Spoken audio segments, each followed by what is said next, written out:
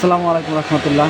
অভিজ্ঞ টেকনিশিয়ানদেরকে বলছি ভাই, এখানে হলো কাজের শেখার কোনো বয়স নেই।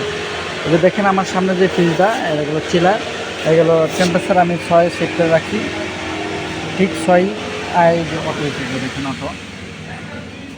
প্রশ্ন গেল, এরা গেলো নতুন কম্প্রেসার লাগানো হয়েছে, লাগানোর পরে গেল আপনি গেল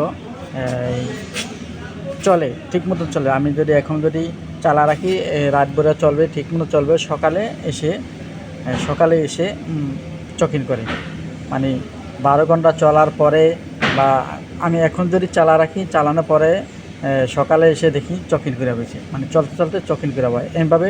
এই যে দেখেন একবার বন্ধ করে আবার চালাইছে, এই যে দেখেন পারফেক্টলি আবার এরা টেম্পারেচার আমার অটো হয়েছে, ঠিক মতনই চলে। কিন্তু দীর্ঘ লং টাইম চলার পরে আবার একটা মাঝপথে খালি চকিং করে হয়। এই প্রবলেমটা কী জন্য হচ্ছে, যে অভিজ্ঞ টেকনিশিয়ানদের কাছে জানাচ্ছি, কমেন্টে একটু জানান যে কেন এটা চকিং করে।